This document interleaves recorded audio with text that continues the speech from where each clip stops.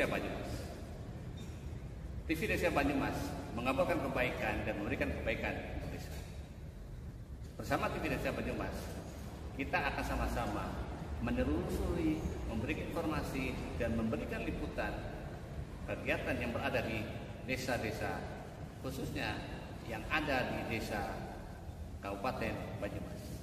Perlu kita ketahui bahwa sebuah desa adalah bagian terpenting bagaimana sebuah pembangunan negara kesatuan Republik Indonesia. Untuk itu, TV Desa Banyumas akan memberikan liputan khusus tentang perkembangan pembangunan desa di Kabupaten Banyumas. Bersama Imanuddin melaporkan. Assalamualaikum warahmatullahi wabarakatuh. Salam TV Desa Banyumas. Pada hari ini saya hadir dengan narasumber yang karena Pak beliau adalah orang aktivis sosial gitu ya, dan tentunya menjadi sebuah kehormatan bagi TV Desa Banyumas kehadiran kepada relawan pekerja sosial. Apa nanti kita kupas sebetulnya pekerja sosial yang dilakukan di desa itu apa sih gitu ya, terus buktinya apa, terus kegiatan seperti apa, dan ini menjadi hal yang menarik gitu ya. Untuk itu TV Desa Banyumas akan melakukan sebuah wawancara atau liputan khusus dengan pekerja sosial masyarakat yang kita kenal dengan PSM. Untuk itu saya akan memperkenalkan beliau adalah pekerja sosial masyarakat di Desa Bekasari. Untuk lebih detailnya saya persilakan untuk membuka diri. Silakan Bu. Perkenalkan, nama saya Ibu Siti Mazah, biasa dipanggil dengan nama Bumal. Oke, nama panggilannya Bumal gitu ya. Karena kalau biasanya nyari Bu Siti Mazah itu susah. Gampangannya Bu Siti Malia tapi nggak mau Bu Siti. Iya, saya malah bingung kalau dipanggil Bu Siti, malah jadi bingung siapa. Iya, karena kalau Siti itu ya ibu gitu kan kalau bahasa orang Jawa gitu. Jadi ini adalah Bumal gitu ya. Oke, terima kasih Bumal atas perkenalannya. Di sini ada beberapa hal yang ingin kami kupas oleh TV Desa Banyumas. Sebetulnya PSM itu apa sih ya? Orang kalau kita mencoba browsing itu pekerja sosial masyarakat. Dan untuk itu saya silakan Pak Bumal. Coba jelasin deh, PSM itu apa, terus kerjanya ngapain itu ya? Orang khusus ada pekerja sosial ya. Nah, gitu. Silakan. Ya, pekerja sosial masyarakat itu adalah seseorang yang ikut mau dan peduli dalam kegiatan Oh, berarti peduli yang sifatnya sosial, nggak ada bayarannya gitu. Tidak ada sama sekali. Nggak ada bayarannya, capek gitu, tapi tentunya ini ada jadi, sesuatu. Rasa capek itu sebenarnya ada. Jadi rasa capek itu akan terhapus atau terbayar itu apabila kita sudah bisa menolong seseorang, itu akan menjadi lebih baik. Itu adalah rasa kepuasan tersendiri. Berarti ini pemirsa TV Desa Banyumas dan para tenaga pendamping kesana dari Kementerian Desa dijelaskan bahwa PSM itu pekerja sosial masyarakat itu bekerjanya karena rasa peduli, rasa memiliki, dan kalau orang Jawa itu handar beni gitu ya. Jadi ibaratnya kalau saya itu, kamu bahasa baiknya tuh nyong karo Rika ya pada baik. Jadi kalau saya sakit, kalau nyong lara ya kok lara seperti itu. Iya. Nyong kok ya kok seperti itu. Ini mereka pada baik lah ini. Iya, Oke, terima kasih. Nah, ini kalau lingkupnya PSM itu apa sih? Kalau PSM itu terletak di wilayah desa masing-masing. Oh, berarti khusus nangani yang ada Iya, di desa. jadi saya itu menangani tentang sosial itu yang apa yang ada di desa itu. Jadi kegiatan sosial itu ada 20 anak terlantar, ada fakir miskin, ada lanjut usia juga, terus juga ada yang ada tunanetra, ada wanita dengan rawan sosial. Itu juga termasuk bagian kita. Ada sekitar 16 gitu. 26. 26 nih, saya informasikan ada 26 yang ditangani oleh PSM tapi lingkupnya desa. Satu desa. Ya. Nah, yang ini kan menjadi sebuah tantangan, tetapi menjadi sebuah kepuasan dan disampaikan adalah orang anak bayarannya tapi dengan kepuasan bisa nolong orang itu udah marem. Itu bayarannya. Udah seneng. Nah, oke. Nah ini pengalaman ini Bu Mal. Pengalaman Bu Mal nangani PSM di desa Kutasari. Menangani bukan PSM, menangannya itu PSKS. Oh PS beda lagi. Beda. Coba kalau Maaf, PPKS. PPKS itu apanya PSM? Kalau dulu itu namanya PMKS, penyandang masalah kesejahteraan sosial. Penyandang masalah Kesejahteraan sosial. Kalau sekarang itu PPKS, potensi pelayan kesejahteraan sosial. potensi Pe- pelayan. Pemerlu pelayan kesejahteraan sosial. P-nya itu pemerlu. Iya, Pemerlu pelayanan kesejahteraan kesejahteraan. sosial. Jadi ada PMKS, ada PPKS, ada PSKS, dan ada PSM. Nah ini Pak tenaga pendidikan itu harus hafal ini karena kalau bekerja di dalam pemberdayaan masyarakat tadi ada PMS ya PMS Bukan PMS. Apa lagi Penyakit. PSM PSM itu pekerja sosial masyarakat. Terus Ya. ada PPKS, itu PPKS. pemerlu pelayanan kesejahteraan sosial. Oke. Terus ada PSKS, potensi sumber kesejahteraan sosial. Kalau potensi sebenarnya PSM itu adalah itu bagian dari PSKS karena PSKS itu kan Karang Taruna, ada Tagana, ada pemerintahan desa dan ada lintas sektoral yang menangani tentang kesejahteraan sosial. Nah sekarang ini menarik ini kalau nanti kayak gitu. Ini ada kekhususan nggak itu kok tiba-tiba Pak Bomal suka dengan hal yang menjadi relawan ngurusin ya kalau bahasa sekarang itu kan marginal gitu ya. Nah, ini kan namanya saudara kita yang marginal itu kan seperti itu menjadi bagian kita. Jadi Rika aku ya pada baik lah mau menjadi awak ya. Nah, ini yang ada nggak dari pemerintah desa Kutasari itu perhatian mungkin di dalam sebuah perencanaan kegiatan pembangunan ini harus seperti ini alokasi khusus coba dicari dulu Bu Mal itu ya yang penyandang sosial itu yang perlu ditangani kayak apa hingga nanti pemerintah desa Kutasari itu bersikap. Jadi pada saat ini yang saya rasakan yang sudah ditangani oleh desa itu yang pasti itu karena kebetulan bersinergi dengan program pemerintah yaitu dengan adanya PLTDD. Itu berarti kan yang namanya fakir miskin itu bagian iya fakir miskin apalagi kan ekstrim gitu ya. Jadi di bawahnya fakir miskin ekstrim. Itu yang pasti sudah dilaksanakan.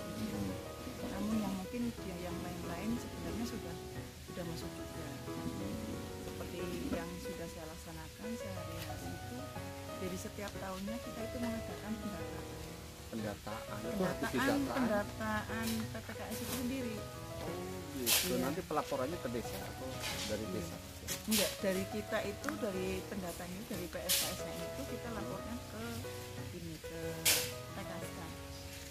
TKS. Iya, tenaga sosial kesejahteraan sosial di kecamatan itu. Buat desa-desa itu nanti ngelapornya ke TKSK.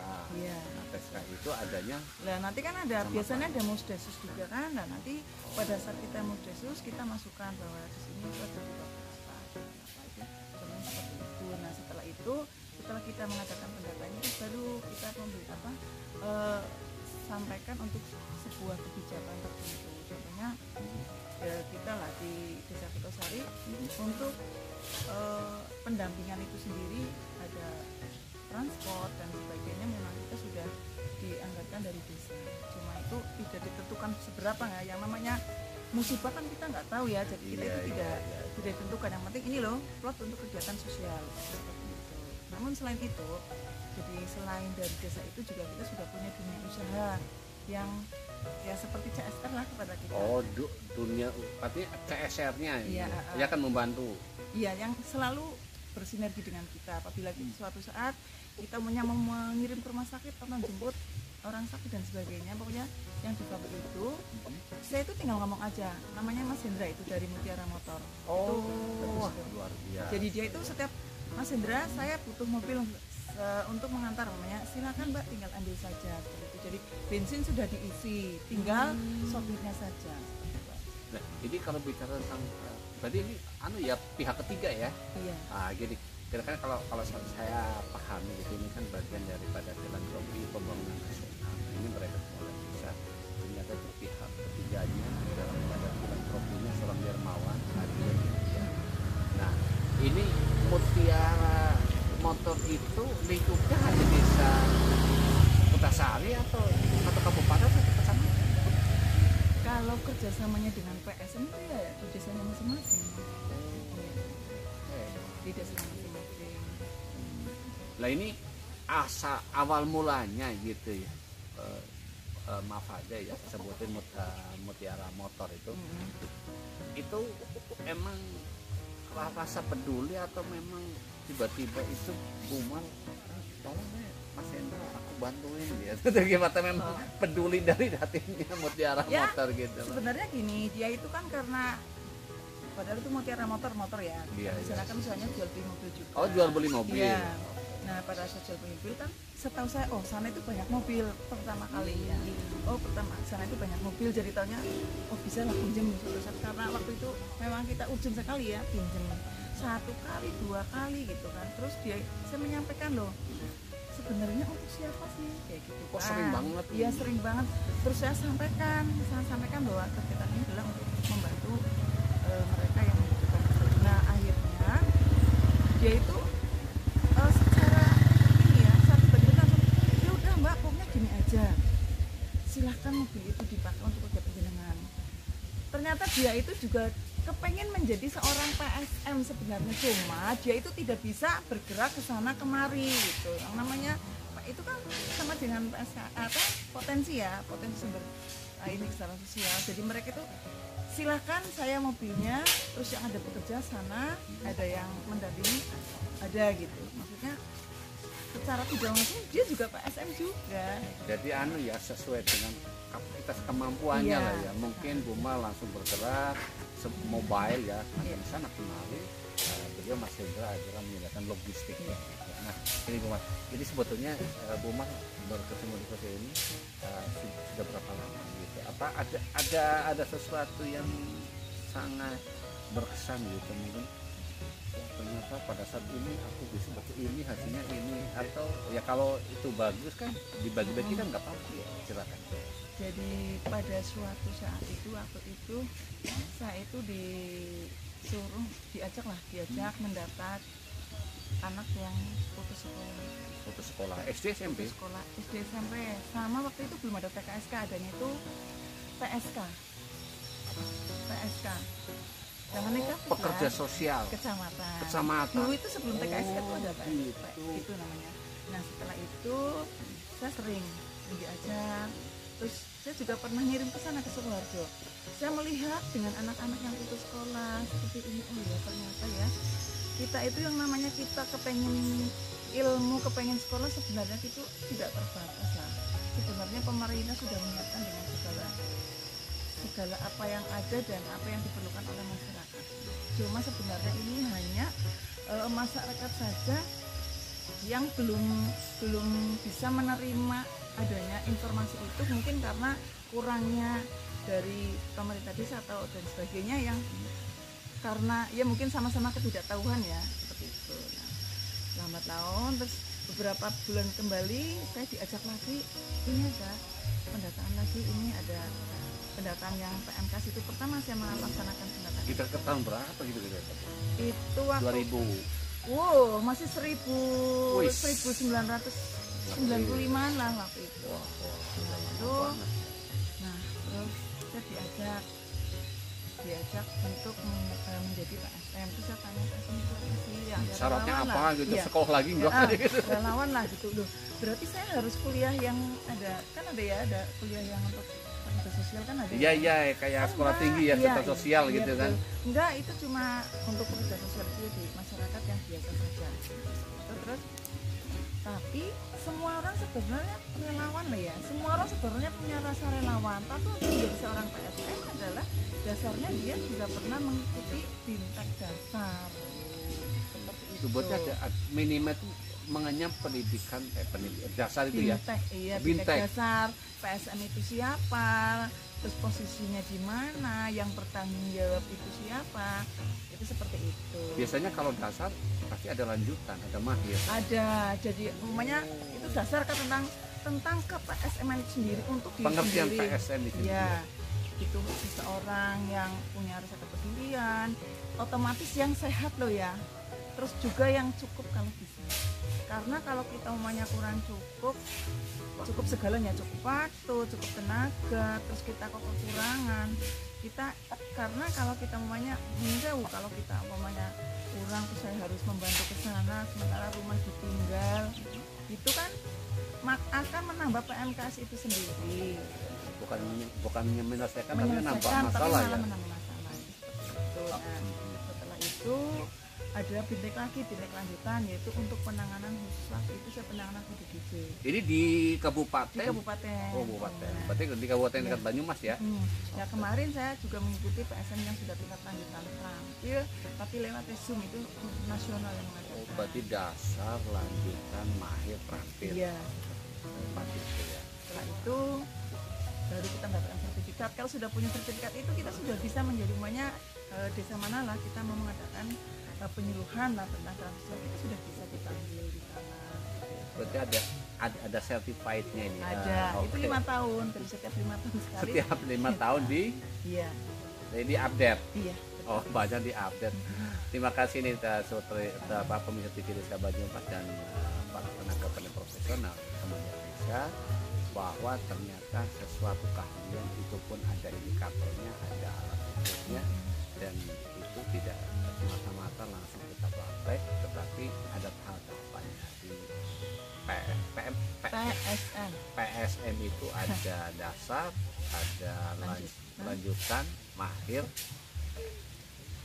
terampil ya, ada 4. Nah, ini Bapak, ini kalau di desa Kutasari yang sering muncul gitu kan, ada kecenderungan gitu ya. PPKS-nya itu ya. Ya, apa sih gitu ya tentang hal yang ditangani itu? Apakah itu tuna A, tuna B, atau memang ada kekerasan, mungkin KDRT atau apa itu, apa itu masuk bagian ke sana? Silakan.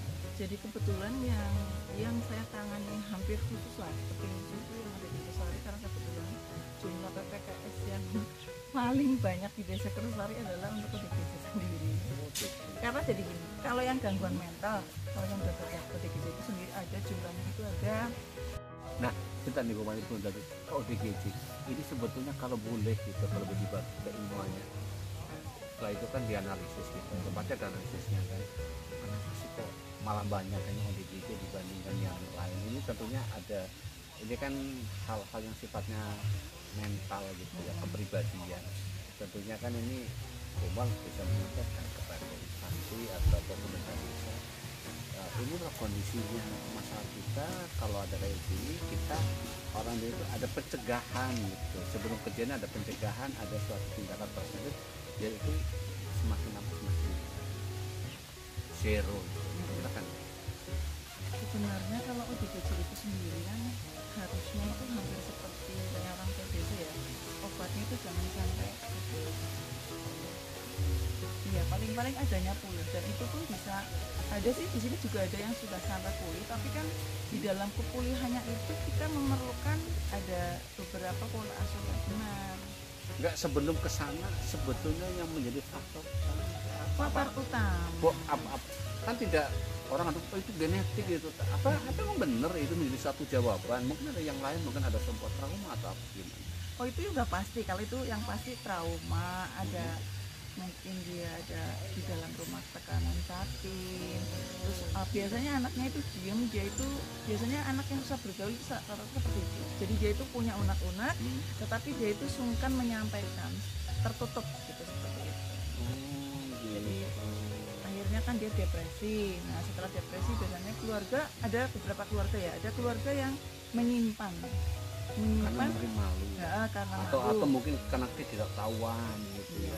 Iya, ada yang malu, ada yang tidak tahuan contohnya. Dan terus mereka, tapi jadi mereka itu laporan kalau justru mereka itu udah parah, sudah ngamuk dan sebagainya, baru ada laporan. Nah, aku pengen nanya nih, kalau misalnya gitu ya, biar masyarakat itu paham, oh ini loh Bapak Ibu kalau kayak gini segera Bapak Ibu bisa menghubungi, misal menghubungi Bu Mal gitu, atau menghubungi si A atau si B gitu. Itu gimana caranya? Sebenarnya kita di dalam kegiatan Posbindu itu Oh, sendiri, Posbindu. iya. Di situ sudah ada deteksi, ada pendeteksian pada pusat screening itu, jadi itu sudah screening ada ada. screeningnya. Jadi salah satunya contoh ya, maaf kalau yang susah mandi ya, salah satunya itu ada anaknya susah mandi, dia itu senang menyendiri, itu biasanya Ada gejala, indikasi terus susah tidur. teriak-teriak Sebenarnya enggak? nggak harus teriak, susah tidur, susah mandi itu sebenarnya kita perlu curigai, dan itu berlangsung dalam waktu kurun yang lama. Ini kalau biasanya yang paling awal dari sisi usia berapa tahun loh udah mereka detek kayak gitu kan, tadi kenalnya Posbindu ya. Itu berapa tahun, atau mungkin si peserta Posbindu itu bercerita, ada sebuah konsultasi, ini Bu Mal kok anaknya kayak gini gitu, pernah nemuin kayak gitu enggak? Posbindu itu kan pesertanya adalah warga yang usianya 10 tahun ke atas. Pesertanya Iya. oh, berarti minimal 10 tahun. Iya, itu sudah mulai itu. Udah mulai. Dan di sini itu rata-rata yang terjadi itu jadi mereka rata-rata usia dewasa. Usia dewasa itu berarti 12 ya? lebih, rata-rata itu ada pulang kerja, terus ada yang putus sekolah, putus cinta dan sebagainya, itu ternyata banyak. Tapi kalau putus hutang enggak ya? Putus hutang enggak. Kalau putus layangan ada juga. Ya, putus tayangan bisa, tapi ada putus hutang enggak lah gitu. Nah ini kalau sudah seperti itu, ada nggak misalnya tadi peran pemerintah gitu, tadi ngasih transport secukupnya lah ya, kan itu sebuah bantuan gitu. Nah kalau udah seperti itu, nganterkannya tadi ke Sukoharjo. Enggak, itu kan kalau yang anak putus sekolah. Oh, Kalau beda-beda. beda. Kalau yang ODGJ itu sendiri, kita awalnya itu kita tetap lapor. Semuanya ada laporannya dengan warga. Nanti saya sampaikan kepada kepala desa.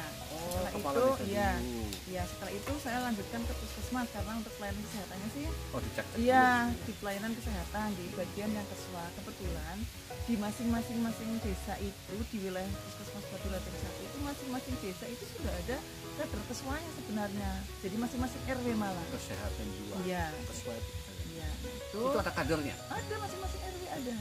Nah, setelah itu kita laporkan ke puskesmas, nanti puskesmas asesmen ke bawah. Oh, asesmen. Turun. Oh, untuk anu. Iya, turun ke rumahnya.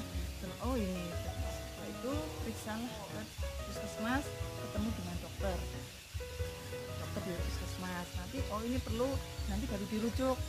Lah kebetulan di Kabupaten Banyumas itu sekarang ada rujukan langsung, kita kerjasama dengan Rumah Sakit Klaten. BPJS-nya maksudnya. Enggak, jadi kesepakatan dinas kesehatan dengan rumah sakit jiwanya itu loh. Oh, rujukannya ke Rujukannya ke Klaten, karena itu kerjasama. Jadi kalau kita ngirim ke Klaten itu juga dijemput, diantar sama itu yang dari Klaten itu. Tapi kalau apabila mereka berkenan, mereka mau di rumah sakit Banyumas ya di rumah sakit Banyumas. Namun puskesmas itu sendiri sekarang juga sudah open.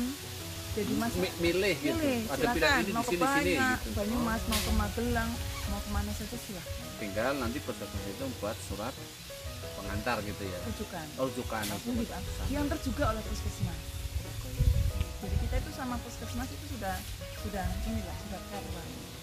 Oke nih, terima kasih pimpinan rumah sakit khususnya puskesmas Batu Raden yang ya ini ada Kutasari masuk ke Batu Raden 1 atas sinergitasnya membangun untuk menyelesaikan warga yang ada potensi sosial gitu ya. Nah ini gini Umar, kalau misalnya gitu kalau boleh ceritakan, kalau begitu tadi rujukannya ke jiwa Klaten ya, di sana ngapain? Kalau di rumah sakit jiwa Klaten itu pertamanya biasa lah terapi seperti biasa orang di rumah sakit. melihat iya relasi fisik. Ya fisik semuanya. Jadi kemarin saya sempat kebetulan Putasari itu kan ada ngirim 3 kali ngirim. Jadi saya itu ke sana nengok kegiatannya apa saja sih di sana. Jadi di sana itu ya biasa rutin ada cek kesehatan, ada cek fisik juga, ada olahraga, ada keterampilan, contohnya olahraga ya ada badminton, ada apa. Jadi mereka itu diberi kesempatan seluas-luasnya untuk berkarya, diberi keterampilan apa. Hobinya apa disilahkan. Nah nanti pelatihan yang lain memang kan nggak bisa ya, jadi ini pelatihan itu diarahkan dari sana. Umpamanya praktek membuat yang lagi keren sekarang lah ya, ada buat cilok, ya mereka suruh buat cilok, terus bikin keterampilan apa. Kemarin kebetulan yang untuk Desa Putasari itu membuat sablon dari kaos sablon Shibori namanya itu. Nah kemarin juga dari kami itu sudah mulai praktek. Oke, ini terima kasih sekali nih Bu Mal, sedikit kami para pemirsa TV Desa Banyumas dan para pendamping desa itu mengetahui. Semoga apa yang tadi disampaikan ini adalah bagian terpenting bahwa namanya pekerja sosial masyarakat itu adalah karena menganggap bahwa beliau-beliau gitu yang seperti itu adalah bagian dari diri kita. Ya, tidak ada misalnya kita bayaran tuh enggak ada, tapi kepuasan menolong saudara kita itu adalah bayarannya. Dan tentunya ini akan menjadi sebuah stimulan bagi desa-desa di seluruh Indonesia.